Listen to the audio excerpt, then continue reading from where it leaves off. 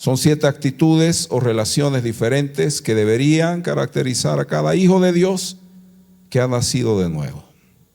Se supone que un nacido de nuevo es una persona que tiene una relación con Dios y que tiene una vida nueva, ¿verdad, hermano? De eso se trata. Vamos a ver entonces qué dice la Biblia. Leemos capítulo 2 de 1 Tesalonicenses, verso 13. Por lo cual también nosotros, sin cesar, damos gracias a Dios de que cuando recibisteis la palabra de Dios que oísteis de nosotros, la recibisteis no como palabra de hombres, sino según es en verdad la palabra de Dios, la cual actúa en vosotros los creyentes. Bueno, la primera marca que vamos a mencionar, hermanos, en esta ocasión, ha de ser esto, ¿no? Dice la palabra, dice la carta, que estos hermanos, la iglesia de Tesalónica, había recibido la palabra de Dios. Esto de recibir la palabra de Dios no es solamente, hermanos, escuchar, ¿no? O que alguien te diga algo y tú escuches, sino tiene mucho más profundidad, como por ejemplo aceptar lo que Dios dice, creer lo que Dios dice.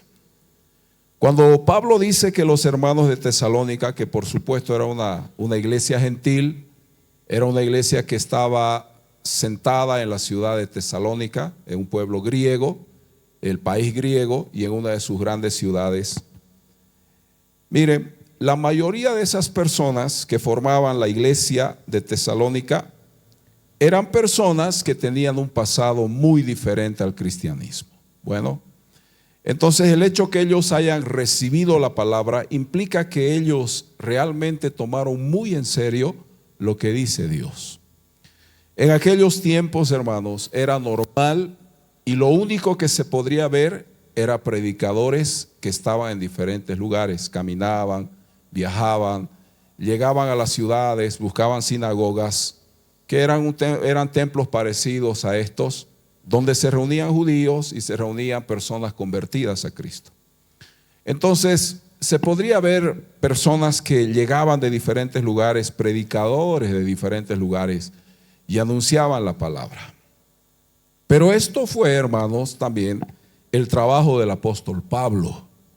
Cuando él viajó en uno de sus viajes misioneros, es que va a ir a predicar a esta ciudad de Tesalónica y mucha gente va a creer en el Señor Jesús. Entonces, ¿quién inicia la obra? ¿Quién inicia la predicación y el ministerio en esta ciudad de Tesalónica? Fue el apóstol Pablo. Otra cosa que vamos a notar es que ellos tenían un antepasado diferente al judaísmo. Por ejemplo, los judíos creían en un solo Dios.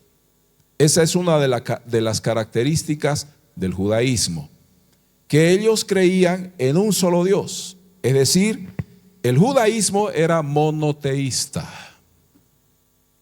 También, hermanos, los judíos consideraban de que la ley de Dios era la palabra de Dios. Es decir, todo lo que está escrito en el Antiguo Testamento se enseñaba en aquellos días. Pero fíjense que los griegos, y en este caso los habitantes de Tesalónica, eran politeístas, o sea, que creían en muchas deidades. Y el hecho de creer en muchas deidades a veces confunde. ¿Por qué? Porque cuando la gente piensa que hay muchos dioses, entonces van a considerar al cristianismo como una religión más. Este es el peligro, hermanos, del politeísmo. El politeísmo es una de las, digamos, es uno de los grandes enemigos del cristianismo, porque hace ver a Dios como si Él fuera uno más de tantos, ¿verdad? También el politeísmo lleva a las personas a decir, ¿no? Todos los caminos nos llevan a Dios, todos. Y también el politeísmo tiene una rama que se va extendiendo y va creciendo, es esta. No es suficiente con tener 1000 dioses, queremos otros miles de dioses. Entonces el politeísmo no tiene problemas en crear, en levantar y proclamar nuevos dioses, el politeísmo. Pero también el politeísmo, que es la adoración a muchos dioses, hace que la verdadera adoración al Señor se distorsione. Entonces, un mundo politeísta, una sociedad politeísta, difícilmente se va a concentrar en un solo Dios.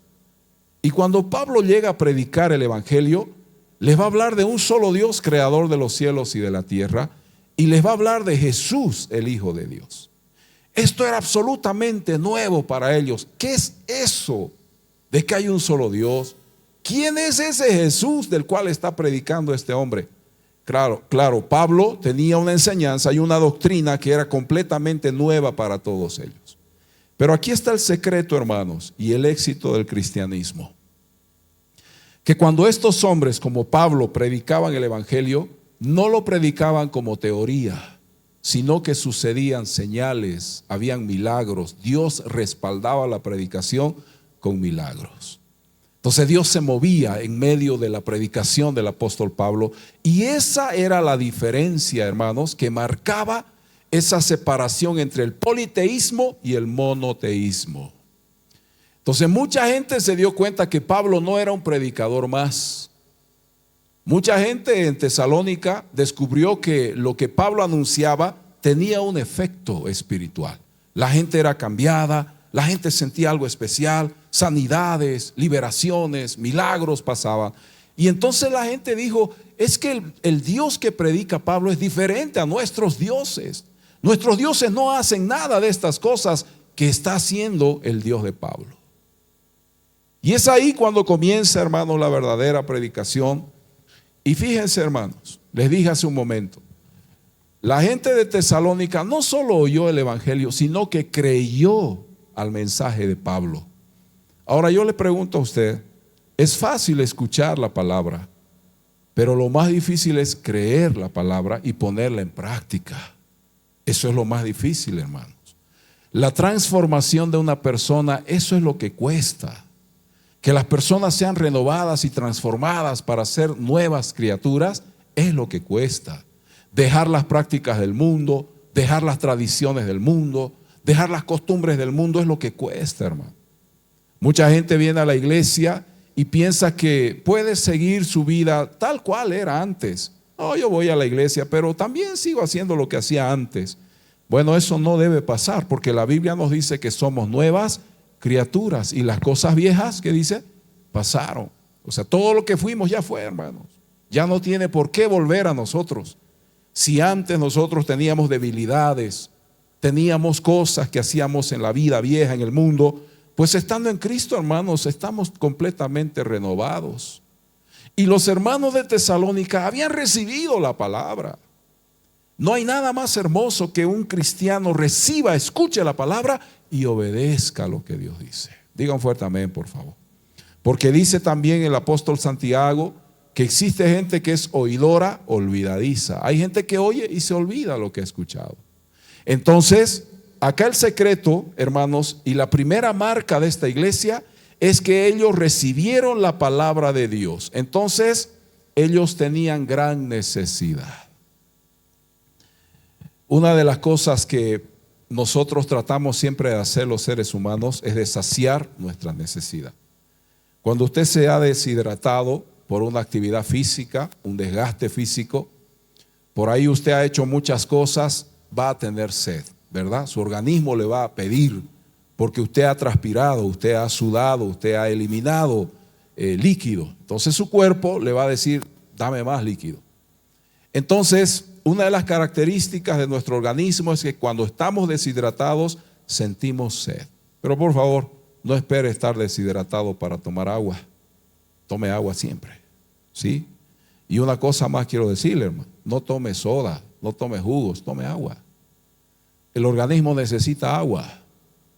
Entonces la necesidad es algo que nosotros buscamos saciar. La iglesia de Tesalónica, hermanos, tenía necesidad de la palabra de Dios.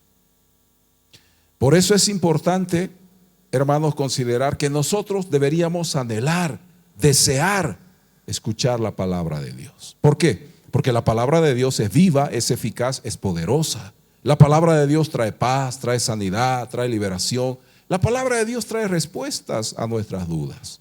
Entonces deberíamos anhelarla. Dice la Biblia, y Pablo da testimonio de que los hermanos habían recibido la palabra. Esa palabra es frecuente, recibida en medio de gran tribulación. Vayamos por favor al capítulo 1 y vamos a ver el verso 1 también. Primera Tesalonicenses capítulo 1, verso 1. Escúchenme, hermanos. En ciudades como Tesalónica, donde nació el cristianismo, ya les decía a ustedes, existían muchos dioses, existían religiones, el politeísmo dominaba en aquellos días. Y cuando el cristianismo comienza a emerger y a surgir en medio de esta sociedad, también empezó a surgir el rechazo. O sea, el cristianismo fue rechazado. Ustedes no crean que el cristianismo entró con paso de parada y todo bien. No, no, no. La sociedad, hermano, empezó a rechazar el cristianismo porque era algo nuevo. Y además que la enseñanza de Pablo iba en contra de todo lo que ellos practicaban. Decirle a los de Tesalónica que solo existe un Dios, creador de los cielos y de la tierra, se tomaba como una ofensa. ¿Cómo va a decir eso si tenemos otros dioses? Recuerden ustedes que los griegos eran, hermanos amados, muy conocidos por tener ingenio, por tener fábulas, por tener grandes, hermanos, ideas y novelas y pensamientos. Por ejemplo, eso del Olimpo, ¿no?, que es el gobierno de los dioses, era muy practicado y creído en ellos. Zeus es el dios más importante y su hijo y tal. Para ellos, hermanos, esto de un solo Dios era algo completamente, hermanos, rechazable. No es posible. Siempre nosotros hemos sabido que hay dioses, que los dioses gobiernan la tierra, el mundo de los vivos, el mundo de los muertos. Existen dioses. Ellos pensaban así. Entonces, cuando el cristianismo fue predicado y enseñado, fue rechazado también. Y toda esa gente que empezó a creer la predicación del apóstol Pablo, empezó a ser perseguida, justamente porque era algo que a ellos les incomodaba. En el capítulo 1, verso 1, Pablo dice así, miren: Pablo, Silvano y Timoteo, a la iglesia de los tesalonicenses, en Dios Padre y en el Señor Jesucristo, gracia y paz sean a vosotros de Dios nuestro Padre, del Señor Jesucristo. ¿Por qué Pablo habla de gracia y paz? Porque no había paz en esos tiempos. Realmente la iglesia cristiana debía soportar la persecución y la adversidad. Entonces Pablo les dice: calma, tranquilos, Dios está con ustedes. Dios camina con ustedes. Y saben, hermanos, estas cosas realmente alegran, realmente, hermanos, traen gozo. Ver cómo la gente recibe la predicación, cómo la gente escucha la palabra, es algo maravilloso. Hace más o menos unas 3, 4 décadas atrás, hermanos, todavía en las selvas del Brasil, en aquellos lugares remotos donde la civilización todavía no había llegado. Estoy hablando de 3, 4 décadas atrás. Era, digamos, difícil y era un desafío muy grande predicar el evangelio en la selva, en el Amazonas, en la parte más profunda de la selva del Amazonas, en esos lugares donde todavía existían colonias y existían, hermanos, agrupaciones y poblaciones diseminadas en todo ese lugar de aborígenes. Literalmente, hermanos, todavía los indios, que eran una mezcla de gente guaraní y otras mezclas, ¿verdad? Ellos mantenían la pureza de su cultura e incluso, hermano, no es fantasía, no es irreal. Ellos andaban desnudos, literalmente. En esos lugares, hermano, predicar el evangelio era casi imposible. Primero porque las condiciones eran adversas, no existían caminos. Quizás la única forma de ingresar a esos lugares era por los ríos. Pero esos ríos caudalosos, peligrosos, imposibles de navegar, y con embarcaciones, hermanos, con muchas limitaciones, muy precario. Los misioneros tenían que buscarse la forma y la vida de llegar a esas colonias y ese grupo de gente. En aquellos años, hermanos, realmente ingresar a la selva, ingresar a esos lugares era un reto solo para valientes. ¿Qué pasaba con los grandes misioneros que visitaron el África, que visitaron países, hermanos, quizás no como el Brasil? Ellos dijeron, tenemos que ir. Muchos de estos misioneros dejaron sus propias familias para poder llegar al Brasil.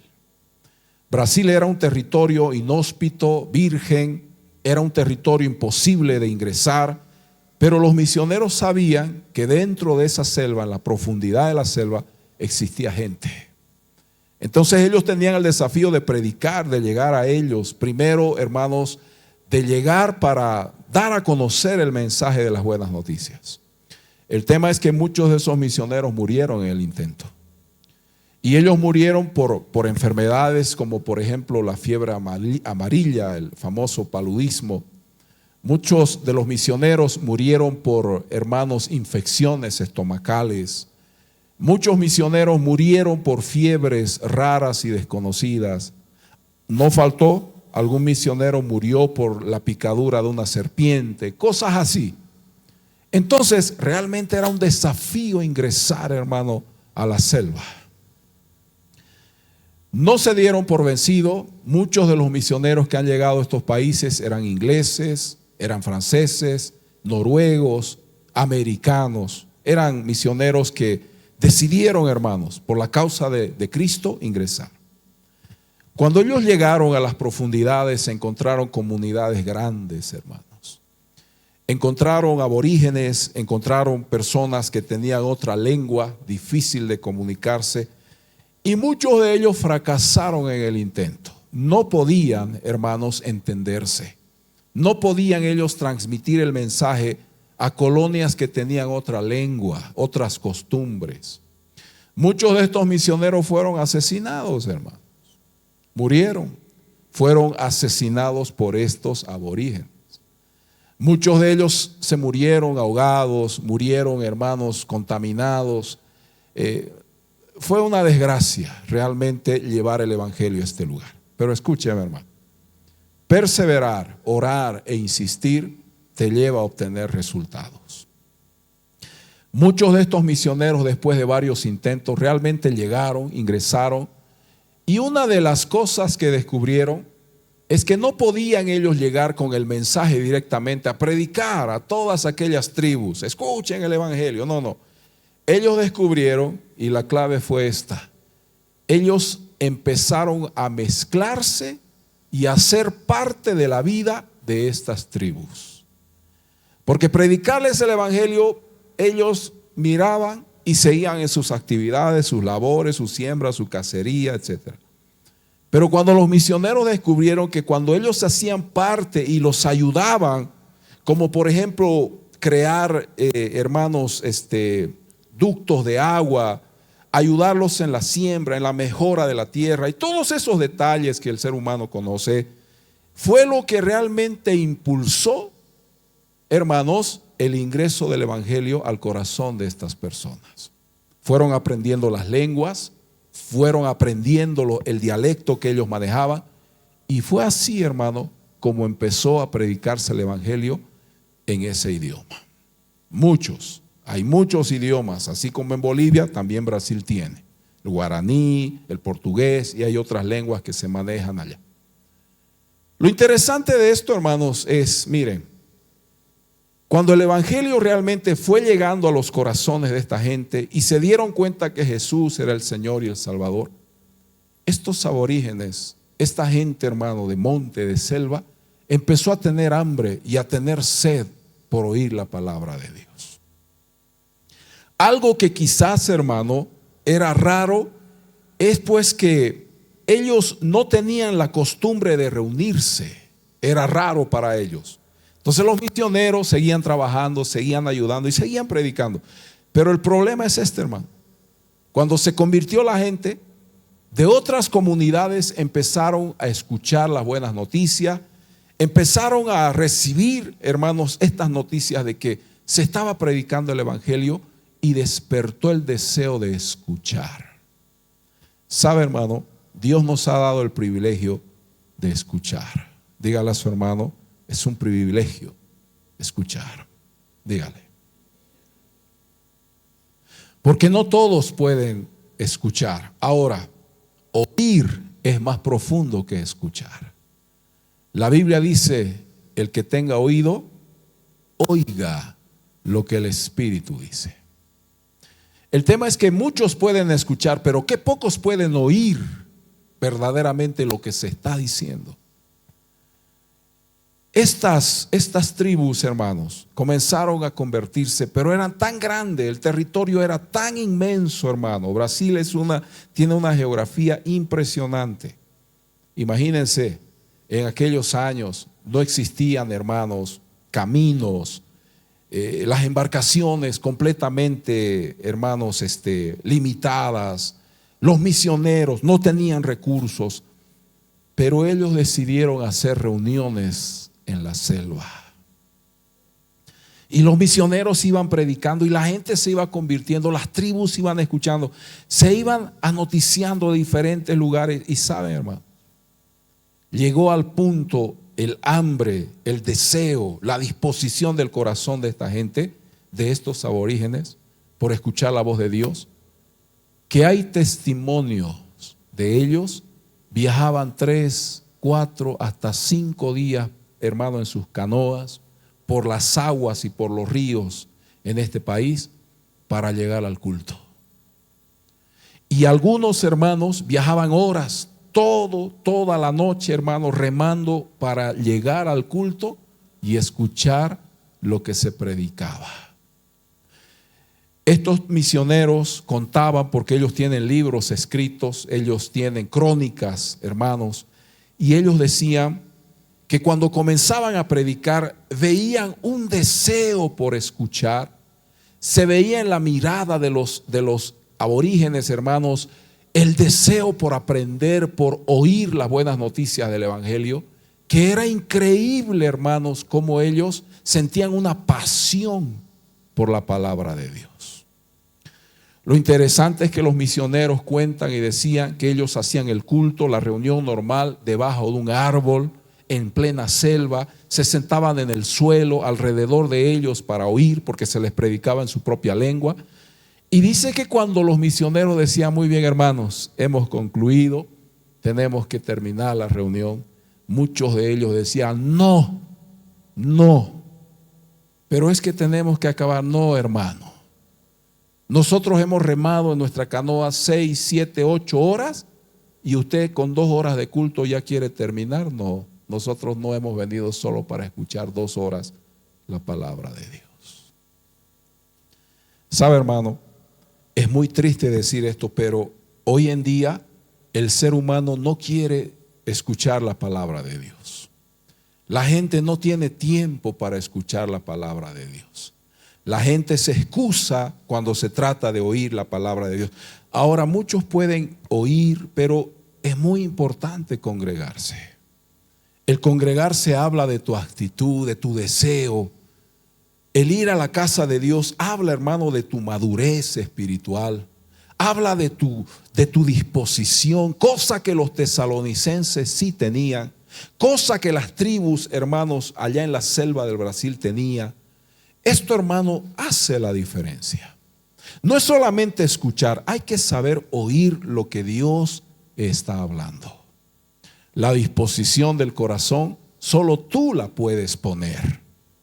Yo puedo poner acá música, puedo poner un video, puedo montar un show, hermano, porque, bueno, esto no es un show, es por así decirlo. Puedo hacer algo espectacular, pero tú pones la disposición. Tú eres quien decide ir y ser parte de algo, ¿verdad? Es el ser humano el que decide, hermano, y dispone su corazón. Segunda marca, se habían convertido a Dios. Capítulo 1, verso 9. Porque ellos mismos cuentan de nosotros la manera en que nos recibisteis y cómo os convertisteis de los ídolos a Dios para servir al Dios vivo y verdadero. ¿Qué pasó con los hermanos de Tesalónica? Se convirtieron. Qué interesante, hermano. Yo no sé si usted es un asistente, porque asistir a un lugar no es lo mismo que ser un convertido, ¿no? Hay gente, hermano, que va a la iglesia, pero puede ser que va solo porque asiste. Otra cosa es haberse convertido a Cristo. ¿Qué te trae el haberte convertido a Cristo? ¿Qué produce en tu vida? Una eternidad, un compromiso. El haberte convertido produce en ti una responsabilidad, porque tenemos que ser responsables con nuestra vida. El haberte convertido al Señor hace que tus frutos sean evidentes y manifiestos. Claro, es que yo antes era así, pero ahora que estoy en Cristo, realmente mi vida refleja que me he convertido. Decía el apóstol Pedro, predicándole a las personas y a la ciudadanía de Jerusalén, él decía: arrepentíos y convertíos para que vengan del Señor, ¿qué cosa? Tiempos de refrigerio. La conversión es muy importante, hermano, porque la conversión es el inicio de una vida nueva. La conversión no es cualquier cosa, hermano. La conversión a Cristo no es solo la repetición de la oración: Señor, soy pecador, me arrepiento, te recibo en mi corazón y ya. No, si esa oración se la hace, hermano, sin sentido, sin sinceridad, no tiene valor. La conversión produce un cambio, frutos visibles. Dice la Biblia que cuando uno se convierte, se ve entonces el arrepentimiento en una persona. Entonces no es lo mismo asistir que ser un convertido. El ser un convertido hace que tú cambies tu manera de vivir. ¿Por qué? Dice la Biblia literalmente que cuando ellos se convirtieron, lo hicieron de los ídolos, ¿a quién? Al Dios verdadero. ¿Qué dejaron los tesalonicenses, mis hermanos? Dejaron ¿qué dejaron? Los ídolos. Eso es convertirse. Y la evidencia clara fue que ellos dijeron: no, ya no queremos ser parte del culto a los ídolos. Pero vamos, si siempre hemos hecho nuestras reuniones, siempre hemos ofrecido, qué sé yo, sacrificios, y hemos ofrecido esto y aquello a nuestros dioses. Ellos decían: no, ya no queremos. ¿Por qué? Porque hemos conocido al Dios verdadero. Porque ya no queremos ser parte de esos ritos y costumbres y paganismo en lo que hemos vivido por tantos años. Es más, decían ellos, nos dimos cuenta que vivimos engañados. ¿Por qué? Porque adorábamos ídolos, estatuas, imágenes, deidades, y estábamos en el error. Pero ahora nos hemos convertido y solo adoramos al Dios vivo. Digan un fuerte amén, hermano. ¿Sabe qué es convertirse? Es volverse de esa vida de pecado a la vida que glorifica al Señor Jesucristo. Digan fuerte amén, por favor. Es dejar las cosas viejas. Es dejar todo lo que el mundo practica. Eso es convertirse, hermano. Es bien notorio cuando una persona está convertida. Cuando una persona se convierte a Jesús, prácticamente su vida es otra, hermano. Abandona las viejas cosas que hacía. Deja, hermano, todo aquello que era parte de sí. ¿Por qué? Porque ya no siente pasión, ya no tiene deseo, ya no tiene, hermano, interés por esas cosas. Mucha gente, hermano, en la cárcel, en los presidios, sabemos que están, hermano, llenos, hay un hacinamiento increíble. Pero sabe, esa gente al estar ahí realmente se ha convertido a Cristo. Hay mucha gente que ha recibido al Señor, porque hay iglesias que van a las prisiones, a las cárceles, se predica el evangelio. Hay mucha gente que de verdad, hermano, se ha convertido. Hay gente que está arrepentida, entiende que era un pecador, reconoce su pecado, su maldad, se arrepienten y se vuelven al Señor. Hoy en día, hermanos, en las cárceles tenemos muchos hermanos en Cristo que han dejado esa vida y realmente viven para el Señor. ¿Pero por qué siguen allí, pastor? Claro, es que tienen que cumplir una condena, hermano. Ellos también tienen que cumplir porque han cometido algún error, han cometido algo en la vida y por eso están ahí. Han sido enjuiciados, un proceso y sale la sentencia ejecutoriada y muchos de ellos están ahí, estarán muchos años. Pero ellos, hermanos, mucha de esa gente se ha convertido a Cristo. Y con su vida demuestran que hay un cambio. Porque han dejado de ser como eran, ahora son personas de bien, aunque siguen allá y seguirán quizás muchos años. Es que la conversión, hermano, produce un cambio interno. Digan fuertemente. No es externo el cambio es interno, el corazón es lo que es cambiado. La segunda marca de esta iglesia, hermanos, es que ellos se habían convertido al Señor. Entonces, ¿qué dejaron? Dejaron a los ídolos. Y ellos, hermanos, todos esos deseos que tenían, todas esas atracciones que tenían, las dejaron. Quiero decir algo respecto a los deseos. ¿Qué es un deseo? Es un interés por algo. En el pasado, los hermanos de Tesalónica tuvieron deseos por los ídolos. El hecho de adorar ídolos, ¿sabe qué hace, hermano? Que la gente se prostituya. La adoración de los ídolos termina en alcoholismo, termina en drogadicción. La adoración a los ídolos produce desenfreno. Usted no va a ver, hermano, un ídolo que exija a sus adoradores santidad, ¿no? Que se cuiden, que se aparten, que dejen de pecar. No, los ídolos lo que producen, hermano, es prostitución. Entonces usted no va a ver un idólatra sobrio, siempre lo va a encontrar ebrio. Un adorador de ídolos tiene esa inclinación y consume, hermano, bebidas alcohólicas y piensa que esa es la forma de adorar a su ídolo. Bueno, Jesucristo no nos pide absolutamente nada, solamente que lo adoremos en espíritu y en verdad. El Señor no está pidiendo sacrificios y cosas. Hermano, ellos tenían deseos. ¿Qué producen los ídolos? Fiestas, borracheras. ¿Qué producen los ídolos? Por favor, cada vez que hay un aniversario de algún ídolo, hermano, un patrón, una patrona, ¿qué hay? ¿En qué termina? Dígame. Termina en desenfreno, en borracheras, en orgías, en pecado. Eso produce los ídolos, eso producen los ídolos. Y los hermanos de Tesalónica tuvieron esa vida vieja, pero cuando se convirtieron a Cristo, sus deseos cambiaron. Entonces el deseo es el interés por algo, y a veces, hermano, el ser humano tiene tantos deseos por el mal que es insaciable. Hace algo malo y sigue haciendo lo malo, sigue y sigue y sigue. Entonces los deseos del alma muchas veces se concentran en el pecado y no desisten. Hay gente, hermano, que solo desea hacer cosas malas, solo desea embriagarse, solo desea mentir, solo desea, hermano, esto y aquello, y no cambian de vida hasta que Jesucristo entra en ese corazón, le transforma la vida y la hace nueva criatura. Hermanos, si nosotros estamos hoy acá, es porque el Señor cambió nuestro corazón. Digan un fuerte amén. Si no fuera así, ¿dónde estuviésemos, hermano? ¿Qué sería de nosotros si no fuera por Cristo? ¿Qué estuviéramos haciendo, hermano, en el mundo? Pero fue el Señor que nos sacó de esa vida para darnos una vida nueva. 2 Corintios 5:17. De modo que si alguno está en Cristo, vamos, nueva criatura es. Las cosas viejas pasaron, he aquí todas son hechas nuevas. Eso solo va a vivir uno que se ha convertido, hermano. Por eso el convertido vive de una forma diferente. El que sigue en el mundo practicando las cosas del mundo, yo no sé si se ha convertido. Porque tú tienes que glorificar a Cristo y mostrar a Cristo y adorarlo a Cristo.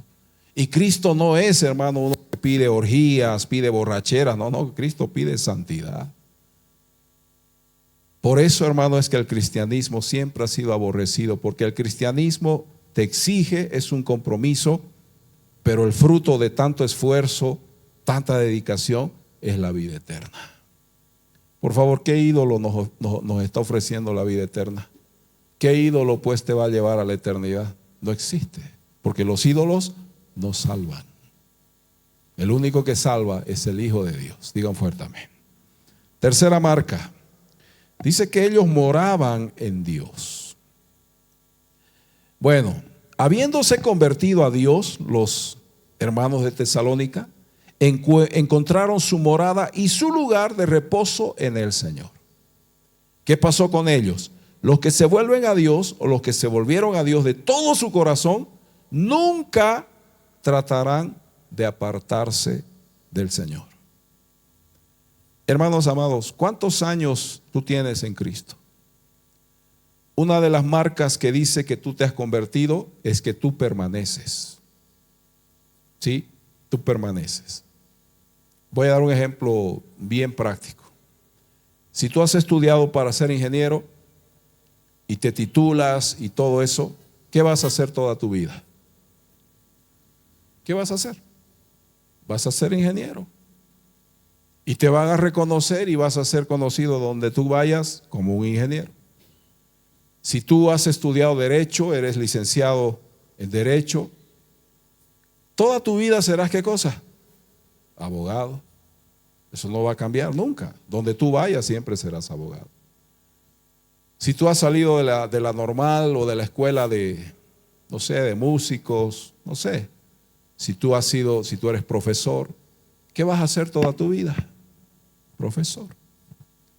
Si tú te has convertido a Cristo, ¿qué vas a hacer?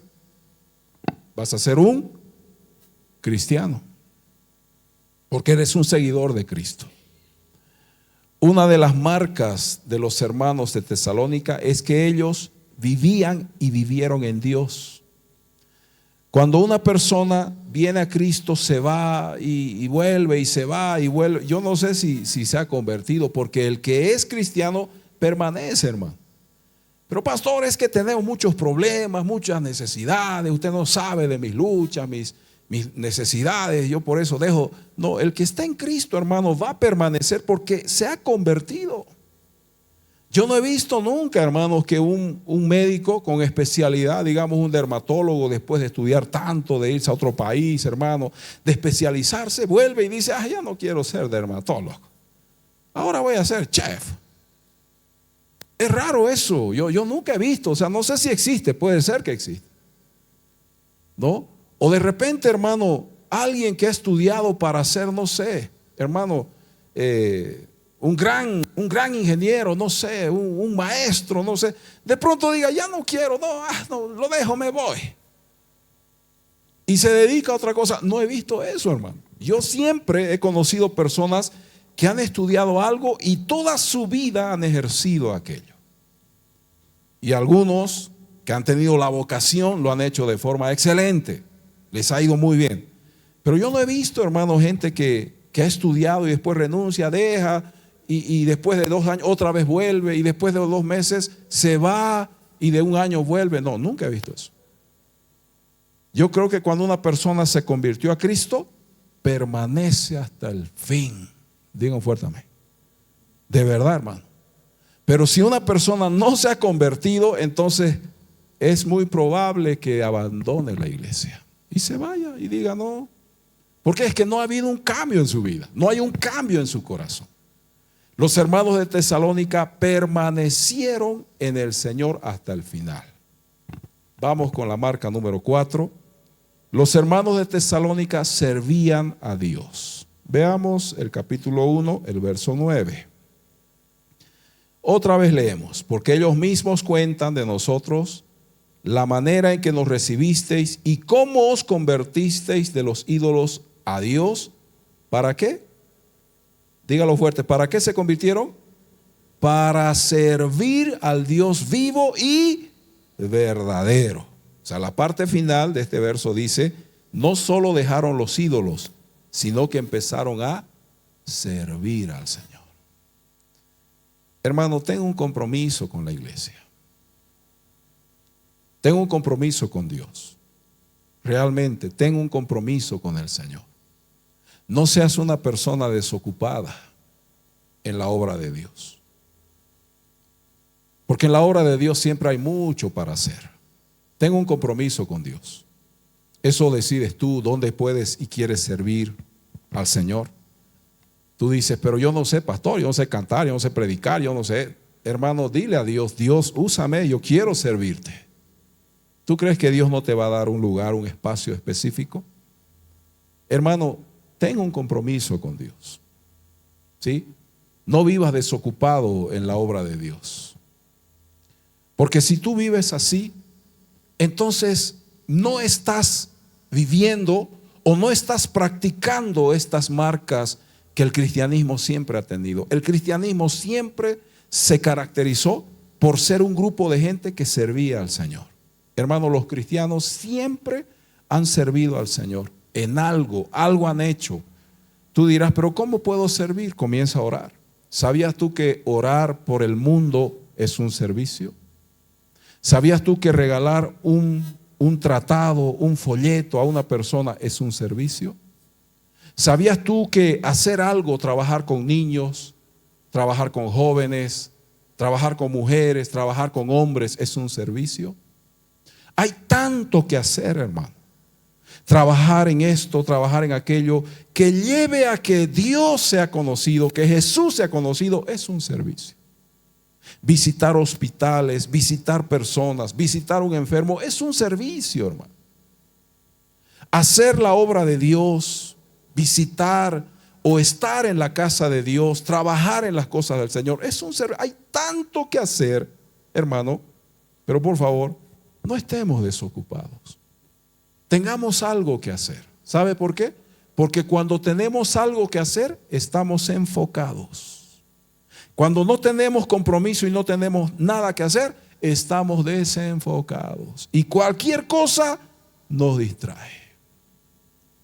Cuando tú no tienes un compromiso con el Señor, entonces, hermano, tu vida se transforma y te vuelves una persona absolutamente superficial. Cuando no tienes un compromiso. Pero cuando tenemos un compromiso, entonces somos personas serias, dedicadas. Estoy yendo a la iglesia, yo tengo un compromiso con el Señor. Yo estoy yendo, debo ir a la casa de Dios. ¿Por qué? Porque mi compromiso es con el Señor. Yo no estoy acá paseando, no soy una persona superficial. Yo tengo seriedad. Yo tengo una relación con el Señor. Hermano, ten un compromiso con Dios.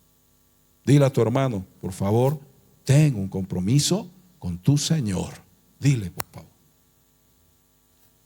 Cuando no hay esto, hermanos, ya le dije, somos superficiales y podemos estar o no estar, ir o no ir. Hermano, ¿cuántos cristianos son tan superficiales? ¿Sabe de qué más o menos cómo se interpreta la superficialidad? Si usted, hermano, flota, ¿cuántos saben nadar? ¿Cuántos son nadadores de profundidades? ¿Cuántos? ¿Ah? Esos que se meten al mar y no salen después de una hora, creo, ¿no? ¿Sabes, hermano? En la superficie tú no ves nada. Es más, cuando tú nadas, lo que haces es flotar para no hundirte y ahogarte, ¿verdad? Estás en la superficie. ¿Dónde se nada? Pues en la superficie. Y en la superficie tú lo único que vas a ver, hermano, es lo que está alrededor de ti, es agua, no ves nada. Pero si tú, hermano, pudieras zambullirte en las profundidades, ¿qué vas a encontrar en lo profundo? ¿Qué vas a ver en la profundidad de los mares, de los ríos? ¿Qué vas a ver? Cardúmenes. Eso. ¿Qué vas a ver? Vas a ver algas, vas a ver el plancton, vas a ver, es increíble el mundo marino, lo que hay abajo es impresionante, pero cuando tú estás en la superficie no ves nada. No ves nada, hermano, en la superficie, porque toda la vida del océano está en lo profundo. Es más, hoy en día no hemos llegado a descubrir cuánta riqueza y cuánta vida todavía tienen nuestros mares. El hombre todavía no ha llegado a explorar todas las profundidades del mar. Pero es impresionante cómo cada año se va descubriendo nuevas cosas. ¿Sabes dónde está la aventura? Lo interesante, en las profundidades. ¿Qué quiero decirle? Un cristiano superficial se está perdiendo lo mejor de la vida en Cristo. ¿Por qué? Porque está por encimita. ¿Dónde está lo realmente interesante y maravilloso? En las profundidades con Cristo. Digan fuerte amén. Si no hay profundidad espiritual, hermano, si no tenemos una relación verdadera con el Señor, podemos estar en la iglesia, pero estamos más aburridos, más distraídos que cualquier otra cosa. Es la profundidad, la seriedad, el compromiso con el Señor lo que hace que nuestra vida sea hermosa. Y esto es lo que se veía en la iglesia de Tesalónica. Servían al Señor. Quinta marca, esperaban al Hijo de Dios. En el capítulo 1, verso 10, ¿podemos leer, por favor? Estamos solo en Primera Tesalonicenses. Bueno, capítulo 1, verso 10 dice: y esperar de los cielos, ¿a quién? A su Hijo, al cual resucitó, ¿de qué? De los muertos, a Jesús, quien nos libra de la ira venidera. ¿Qué dice que hicieron los hermanos de Tesalónica? Esperaban a Jesús. Fue Pablo el que les dijo, hermanos, un día, que el Señor un día a la final trompeta, porque se tocaría la trompeta, y dice que los muertos en Cristo iban a resucitar primero, luego nosotros, dijo, los que quedemos, los que hayamos quedado hasta ese día, seremos arrebatados. Fue Pablo el que enseñó, y fue justamente en esta ciudad, en esta iglesia de Tesalónica. Miren, hermanos, como los hermanos de Tesalónica habían creído al evangelio, ¿sabe qué, hermanos, hicieron los hermanos? Tenían la concepción y el pensamiento que Jesús vendría a arrebatarlos en su época. Y mire, le voy a decir esto: los hermanos de Tesalónica fueron tan crédulos, fueron personas que realmente creían, que dice que muchos de ellos vendieron sus posesiones, vendieron sus casitas y decían: es que Jesús ya viene. Y no faltó algunos cristianos que subían al techo de sus casas, o sea, a la parte de arriba, a esperar que Jesús venga. ¿No le parece que eran muy crédulos? Alguien dirá: no, eran ingenuos, pastor, ¿cómo yo? No, eran personas que creyeron al evangelio. Bueno, es que Cristo no vino en ese tiempo, porque Cristo tendría su tiempo para venir. ¿Qué dice la Biblia? Que Jesús vendría ¿de dónde? Del cielo. ¿Creen ustedes que Jesús va a volver o no? Pero eso dice la Biblia. Y esperar de los cielos a su Hijo, al cual resucitó de los muertos, a Jesús, quien nos libra de la ira venidera. Miren, acá Pablo está diciendo que si el Señor un día va a venir y va a llevar a su iglesia, es para librarnos de la ira venidera. ¿Cuál es la ira venidera, Carlos? Es la gran tribulación. Entonces hay gente que no cree. ¿Qué va a haber tribulación? ¿Qué va a haber arrebatamiento? No, eso se inventaron los cristianos. Hermanos, la Biblia dice. ¿A quién le vamos a creer? A Nostradamus. A Baba Vanga, porque hay una, ¿no? Había una que ya murió. A esa yo le creo. Le voy a decir algo: de todas las profecías que ellos dieron, también tienen un 50% que no acertaron, y de eso nadie habla. Solo hablan de las cosas que acertaron, pero muchos de ellos sacaron su enseñanza de la Biblia, porque la Biblia ya existía en aquellos tiempos. Mi hermano querido, los hermanos de Tesalónica fueron hermanos que esperaron al Hijo de Dios. Por favor, mira a su hermano y dígale así: esperemos, porque el Señor pronto vuelve. Dile. Esto no es cuento, hermano. Esto es Biblia. Y estos nuestros hermanos tenían esa marca. No, el apóstol Pablo nos dijo que el Señor iba a venir un día en las nubes. Lo estamos esperando. Por favor, que ese mensaje no cambie. Un día el Señor volverá en las nubes para llevar su iglesia. Entonces eso tendríamos nosotros que pensar y estar listos y preparados. Entonces el servicio activo es totalmente congruente con la paciencia o el paciente que espera. Sirven mientras esperan. Así tenemos que vivir. No es que vamos a subir al techo, no es que el pastor dijo que va a haber arrebatamiento y todos en el techo esperan. Vení Jesús, ven ya. No vamos a hacer eso. Lamentablemente los hermanitos de Tesalónica hicieron eso, hermano. Pensaron que el arrebatamiento sería en sus días. No sucedió. ¿Qué vamos a hacer nosotros mientras esperamos? Vamos a servir. Vamos a trabajar. Si tú eres un profesional, un técnico, eres una persona que tiene, trabaja y hazlo bien, hermano. Trabaja. ¿Qué dijo un día Lutero? A alguien le va a gustar que hable de Lutero esta noche.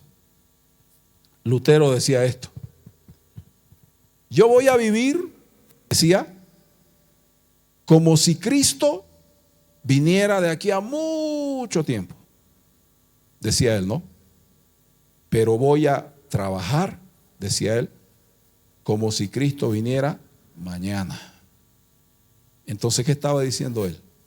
Que él iba a hacer las cosas y las iba a hacer bien para que el Señor, si viniera, lo encuentre ocupado. entonces voy a trabajar como si Cristo viniera mañana. Hermanos, así vivamos, no nos relajemos, no vivamos descuidados, estemos involucrados en las cosas del Señor, porque si Cristo viene hoy, mañana, pasado, y te encuentra durmiendo, te encuentra trabajando, te encuentra almorzando, te encuentra en una reunión, te encuentra yendo a tu casa en tu vehículo, ¿te va a llevar o no te va a llevar? Si tú has creído en Él, si tú lo amas, por supuesto que el Señor te llevará. ¿Qué va a pasar si tú estás manejando vehículo y Cristo viene, Carlos? ¿Qué va a pasar con el auto? Listo. Se lo llevó el Señor, es así. Estabas en una oficina, ¡pum! El Señor te va a sacar, porque eso dice la Biblia, hermano. Entonces vivamos ocupados, sirviendo al Señor, trabajar no como para los hombres, sino como para el Señor. Sexta marca, aprendían de Dios. Capítulo 4, verso 9, ya estamos llegando al final, hermanos. Capítulo 4, verso 9 dice: pero acerca del amor fraternal, no tenéis necesidad de que os escriba, porque vosotros mismos habéis aprendido de Dios que os améis unos a otros. Esto es de Jesús, dijo: ámense los unos a los otros. Pero el amor del que Jesús habló no es el amor eros, no es un amor erótico, sino es un amor ágape, es el amor perfecto de Dios. No es ese amor que está distorsionado, que piensa que la atracción física es amor, no, del amor ágape está hablando, de amarnos como Dios nos amó a nosotros. Juan también dijo que debemos amarnos los unos a los otros, porque eso ha enseñado el Señor. Entonces los hermanos, ¿saben qué hicieron mis hermanos? Aprendieron de Dios. Ellos que aprendieron a amar, a perdonar y a vivir una vida que realmente glorifique al Señor. Entonces, la iglesia, hermano, de Tesalónica no solo escuchó el evangelio, sino que oyó el mensaje, se convirtieron, dejaron los ídolos, se transformaron, sus vidas cambiaron, empezaron a servir a Dios. Esto es maravilloso. Y ellos hicieron esto. Dios nos ha enseñado a vivir una vida diferente. Así vivieron. Y la última marca, la séptima, andaban como es digno de Dios. Capítulo 2, verso 7, por favor. Perdón, 2, verso 12. Dice así, 2:12. Y os encargábamos que anduvieseis como es digno de Dios, que os llamó a su reino y gloria. Yo he escuchado muchas veces, hermano, a jugadores, ¿no? Interesante es que ellos dicen, no, mi sueño era jugar en este equipo. No, yo desde niño siempre soñaba llegar a este equipo. Mi anhelo era estar aquí. Cambian de equipo y van a decir lo mismo. No, yo siempre quería estar acá. Era mi anhelo, siempre quise. Cambian de equipo, van a lo. No sabe, yo siempre quise estar acá, que este es el mejor equipo. Siempre he escuchado hablar así. Creo que ellos sienten un orgullo de representar una institución, ¿no? Y hay jugadores que realmente representan bien, hermano. Hacen bien las cosas, se esfuerzan, trabajan, son dedicados, son personas que rinden, ¿no? en el área deportiva. He visto eso. Hay gente que se siente feliz de estar en ciertos lugares. Hay gente, hermano, que se siente muy, pero muy contenta porque ha entrado a una empresa o está en una institución, ¿no? Seguramente anhelaban, soñaban, se esforzó, dio examen, no sé, hizo tanto para llegar allí. Y cuando ya están, se sienten bien, hermano. Se identifican, están felices, trabajan, rinden. Hay gente así, hermano. Por favor, usted que es un hijo de Dios, usted que es un creyente, siéntase digno de ser un hijo de Dios. Saque pecho por ser cristiano. Digo fuertemente. Siéntase, hermano, feliz de ser parte del cuerpo de Cristo. Porque los hermanos de Tesalónica así vivían, hermanos. Ellos dicen que tenían que andar, porque andar es vivir, ¿no? Como es digno de Dios. Ellos tenían que dar un buen testimonio delante de una generación y una comunidad gentil. Ellos tenían que mostrar una vida digna. Tenían que representar bien a Jesús. ¿Qué está esperando el Señor, hermano? Y esta última marca es que como hijos del Señor manifestemos eso, hermano. Comportémonos como ministros de Dios. Comportate como un hijo de Dios. Comportate como una persona que tiene madurez, que tiene seriedad. Vivamos, hermano, mostrando a los demás ejemplo. Porque el ejemplo dice todo, hermano. El ejemplo es más que suficiente. No nos portemos como personas que no sabemos, que no conocemos, que no hemos entendido qué es ser cristiano. No, hermano. Vivir de una forma digna. Que todos vean que tu vida y tu compromiso con Cristo es real, es serio, que tú eres una persona seria, una persona madura, una persona con decisiones, firme en lo que estás haciendo. Si tú has decidido seguir a Cristo, sé firme, hermano. Cuidado, mañana pasado vuelvan tus amigos y te arrastren otra vez al mundo. No vivas así. Si tú eres un hijo de Dios, mantenete en el camino. Sé digna representante de Cristo. Sé digno representante del Señor. Porque todo el tiempo la gente nos ve, todo el tiempo la gente está, hermano, siguiendo nuestros pasos para ver qué hacemos y decimos. Pero no es tanto decir, sino hacer. Vivamos, hermanos, como esta iglesia, que era una iglesia que manifestó tanto el carácter cristiano. Diga un fuerte amén. Conclusión.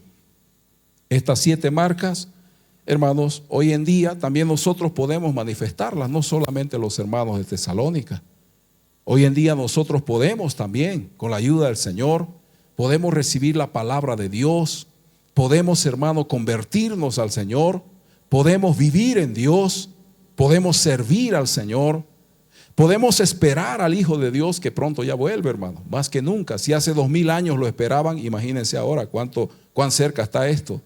Ellos aprendieron de Dios, dijeron Dios quiere esto y vivieron así. Y la última marca, andaban como es digno del Señor. No se avergonzaban, ellos no andaban, hermanos, con cosas, con juegos. Eran personas realmente serias que vivieron para Cristo. Puestos de pie, que vamos a orar. Qué bendición haber podido escuchar la palabra del Señor, porque Dios es bueno. Bueno, queremos agradecerles a todos ustedes por haber estado con nosotros compartiendo las escrituras en este maravilloso día. Queremos animarlos y pedirles que puedan suscribirse a nuestro canal y darle un me gusta, y además de compartir esta enseñanza con las personas que necesitan escuchar la palabra de Dios. Luego de disfrutar de este maravilloso tiempo, también queremos pedirte que puedas dejar un comentario o puedas escribirnos y hacernos conocer tu necesidad para que podamos orar por ti y estar siempre en contacto con todos ustedes. Para las personas que desean visitarnos, estamos ubicados en calle Oruro 451, justo en la esquina de la calle del Teatro al Aire Libre. Te vamos a esperar con los brazos abiertos. Muchísimas gracias por haber estado con nosotros en este maravilloso mensaje. Que Dios te bendiga y nos vemos la próxima vez.